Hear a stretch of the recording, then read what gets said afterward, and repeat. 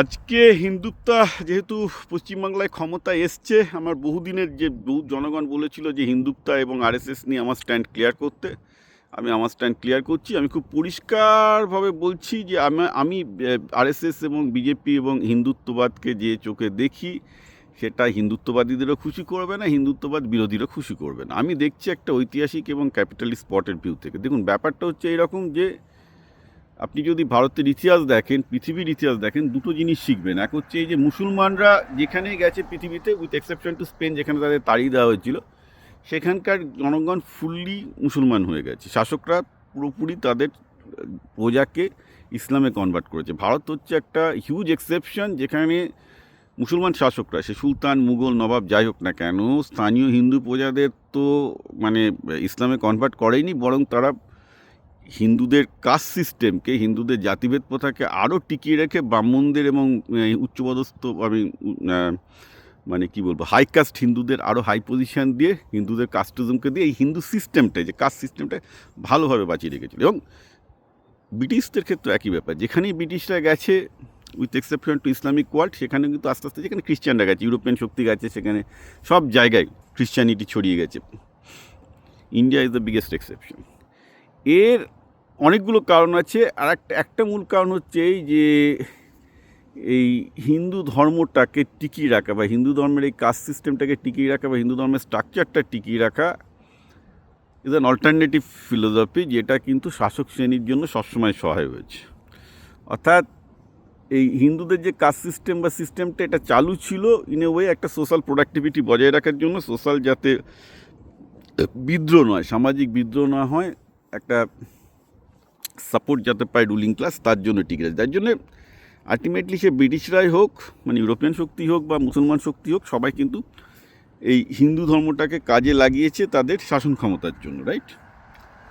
তো সেই হিস্টোরিক্যাল পার্সপেক্টে আপনি যদি দেখেন, তাহলে আমরা এটাই দেখতে পাবো যে আজকে কংগ্রেস ভারতে 91-এ উদারনীতি চালু করে ভারতে ধনতন্ত্র আনলেও দেখা গেল যে ভারতের ধনতন্ত্রে যে রিফর্মগুলো দরকার, চায়না, ভিয়েতনাম, দেখুন আপনি টাটা হন, বিড়লা হন, বা আদানি হন, আম্বানি হন, এরা তো বুঝে রে বাবা যে ভারত চায়না কিংবা ভিয়েতনাম বা এদের কারোর সাথে পেরে উঠবে না, সম্ভব নয়। কারণ ভারতের সংবিধানের সমস্যা আছে, ভারতে ওই ধরনের একনায়কতান্ত্রিক রিফর্ম করা যাবে না।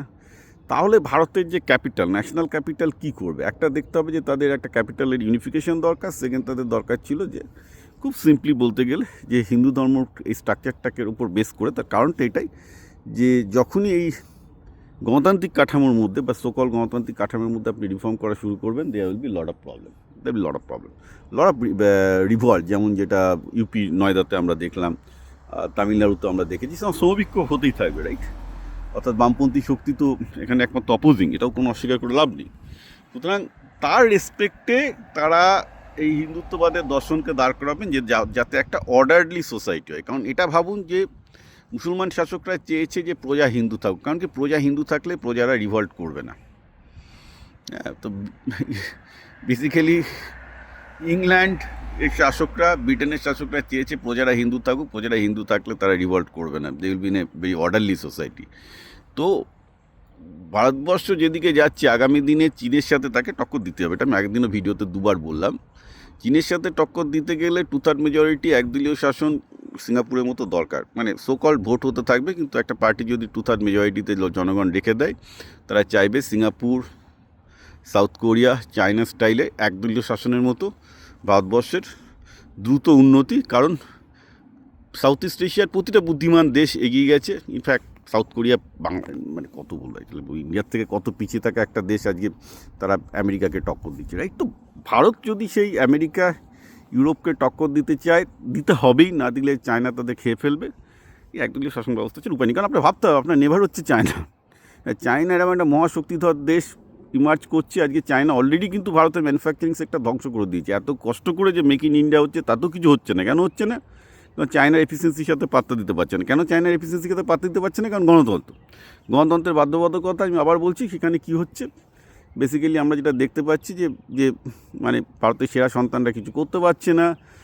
অ্যাপিজমেন্ট পলিটিক্স, মানে বিভিন্ন টাইপের অ্যাপিজমেন্ট বিল থাকছে জনগণের জন্য। So it's a problem. China যেভাবে বোল্ড রিফর্ম করতে পারে, ভারত সেভাবে বোল্ড রিফর্ম করতে পারে না, এবং যার জন্য আজকে চায়নার কাছে ভারত মানে অসম্ভবভাবে পিছিয়ে যাচ্ছে, right? That is not sustainable, সেটা সাস্টেন করা যায় না। তার কারণ হচ্ছে কি, যাই হোক না কেন, চায়না যদি ম্যানুফ্যাকচারিং এফিসিয়েন্সি বেশি থাকে, সবাই লোকজন চায়না থেকে কিনবে। ভারতের ম্যানুফ্যাকচারিং ইন্ডাস্ট্রি পুরো ধ্বংস হয়ে গেছে চায়নার জন্য অলমোস্ট।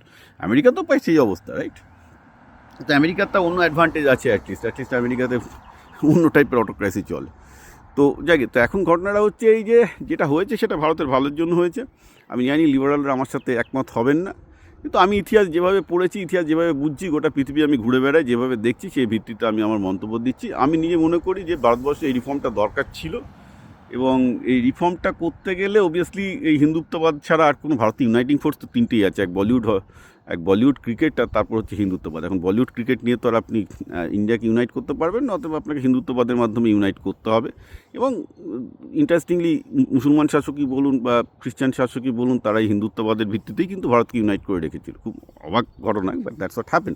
কারণ এটা একটা অর্ডারলি প্রজা সিস্টেম, একটা অর্ডারলি, খুব ডসাইল, খুব subservient.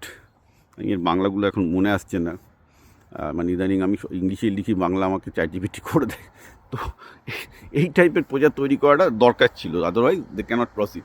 So unfortunate truth, but unfortunate truth sometime is easy truth. তো ব্যাপারটা হচ্ছে এই যে এই মুহূর্তে মেন জিনিসটা হচ্ছে চায়নাকে কাউন্টার করতে গেলে হিন্দুত্ববাদটা হচ্ছে মোটামুটি ইন্ডিয়ার ন্যাশনাল ক্যাপিটালিজমের একটা প্রজেক্ট। যে প্রজেক্টটা সাকসেসফুল হলে তবে তারা চায়নার সাথে কম্পিট করতে পারবে, এটা হচ্ছে আমার বটম লাইন।